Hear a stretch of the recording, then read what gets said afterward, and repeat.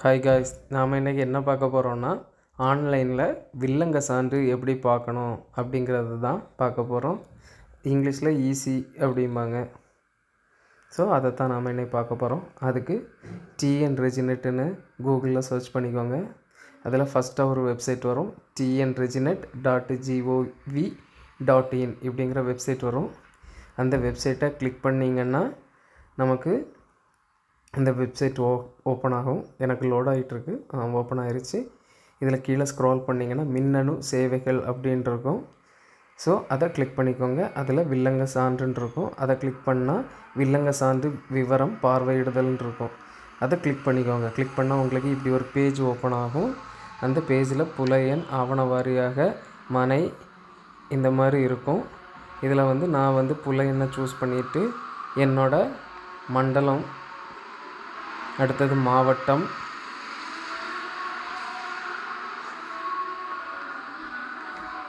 அடுத்தது சார்பதிவாளர் அலுவலகம், இது எல்லாமே நான் கொடுத்துக்கிறேன்.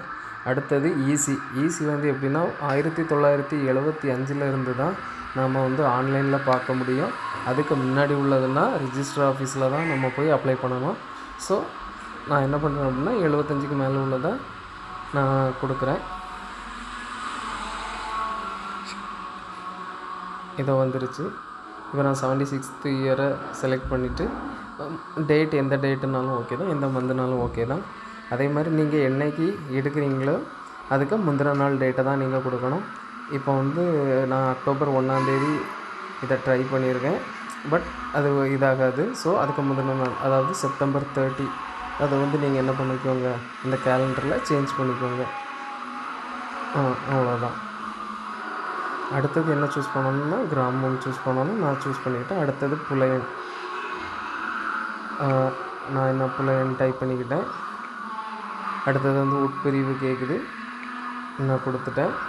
இனி இதில் கீழே சேர்க்கன்னு இருக்குது, அதை கிளிக் பண்ணிக்கோங்க.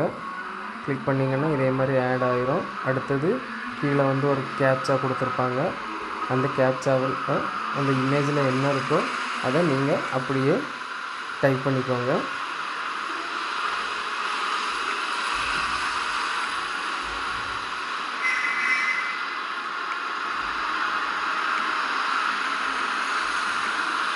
நான் இப்போ டைப் பண்ணியாச்சு. அடுத்தது கீழே தேடுகன்னு இருக்கும், அதை ஸ்க்ரோல் பண்ணி தேடுகையை கிளிக் பண்ணுங்கள். கிளிக் பண்ணிட்டீங்கன்னா இந்த மாதிரி லோட் ஆகிட்டு இந்த மாதிரி வரும். இதில் ரெட் கலரில் தெரியுது பார்த்தீங்களா, அந்த இதை கிளிக் பண்ணாலே உங்களுக்கு ஆட்டோமேட்டிக்காக டவுன்லோட் ஆகிரும். ஸோ நான் இதில் ட்ரைவில் அந்த பிடிஎஃபை நான் ஓப்பன் பண்ணுறேன். ஓப்பன் பண்ணால் உங்களுக்கான ஈஸி வந்துடும். இதில் 1975 இருந்து இப்போ உள்ள டேட் வரைக்கும் இருக்குது, யாரெல்லாம் அதை வச்சுருந்தாங்க அப்படிங்கிறது இருக்கும். அடுத்தது இது வரைக்கும் நம்ம புலையன் வச்சு பார்த்தோம். அடுத்தது நீங்கள் ஒரு ஃப்ளாட் வச்சுருக்கீங்க அப்படின்னா இதில் 3வது இருக்கக்கூடிய மனை அடுக்குமாடி குடியிருப்பு அப்படிங்கிறத சூஸ் பண்ணிங்கன்னா நீங்கள் புலையன் வாரியாக கொடுத்த ஆப்ஷன் எல்லாத்தையும் கொடுத்துட்டு எக்ஸ்ட்ராவாக பிளாட் நம்பர், அடுத்தது ஃப்ளாட் நம்பர், இந்த ரெண்டையும் நீங்கள் என்ட்ரு பண்ணுற மாதிரி இருக்கும். அந்த ரெண்டையும் ஆட் பண்ணிவிட்டு கேப்சா டைப் பண்ணிவிட்டு தேடுக கொடுத்துட்டிங்கன்னா உங்களுக்கு ஆட்டோமேட்டிக்காக வந்துடும். இதில் என்ன அப்படின்னா மார்னிங் 9 to 5 வரைக்கும் தான் நீங்கள் ஈஸி பார்க்க முடியும். அதுக்கு மேலே பார்க்க ட்ரை பண்ணிங்கன்னா கிடைக்காது. ஸோ 9 to 5 பார்த்துக்கோங்க. தேங்க்யூ.